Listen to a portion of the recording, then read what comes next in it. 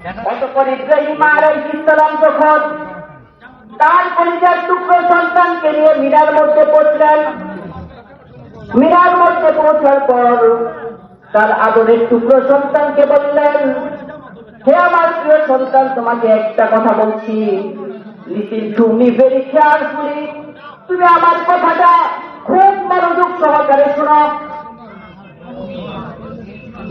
قال يا بني إني أرى في المنام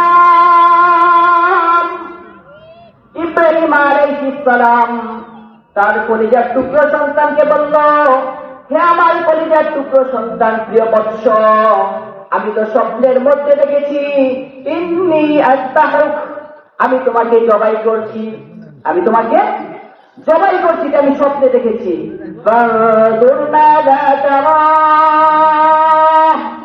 অতএব তুমি আমাকে বলো তোমার মতামত কি?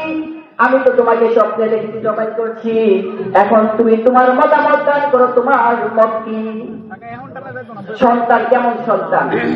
সন্তান এই কথা বলে নাই, বাবা আপনি ভুল স্বপ্ন দেখেছেন, আমাকে জবাই করছেন, এটা আপনি দেখেননি, এই কথা বলেননি। সন্তান কি বললেন?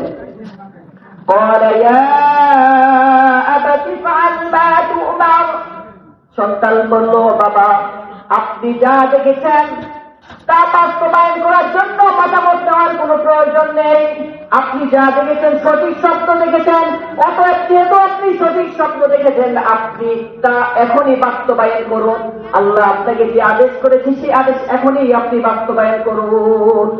সুবহানাল্লাহ।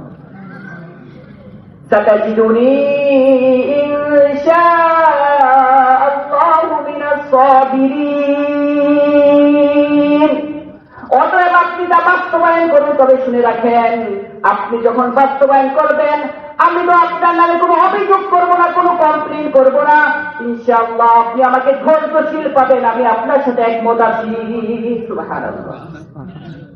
যখন জবাই করবে এর পূর্বে ইসমাইল বাবাকে কিছু কথা বললেন, বাবা বিজয় লগ্ন, একটু পরে আপনি আমাকে জবাই করবেন, আমি দুনিয়া থেকে চলে আল্লাহ তাআলার কাছে মুলাকাত করব, সাক্ষাৎ করব। তবে বাবা আপনি যেহেতু আমাকে জবাই করবেন, আমাকে সোজা করে শোয়াবেন না, যদি আপনি আমাকে সোজা করে শোয়ান, এমন সময় যদি ছুরি চালিয়ে দেন আমার না চোখ পড়বে, আপনার মায়া মহাব্বত জানবে, আপনার কষ্টটা বেশি হবে, এজন্য আপনি আমাকে উপর করে শোয়াবেন, এবং শোয়ানোর পূর্বে আপনি আমার হাত পা গুলো ভালোভাবে বেঁধে নেবেন, যাতে করে হাত পা বেঁধে নিলে আমার রক্ত ছিটে আপনার শরীরে না আসে।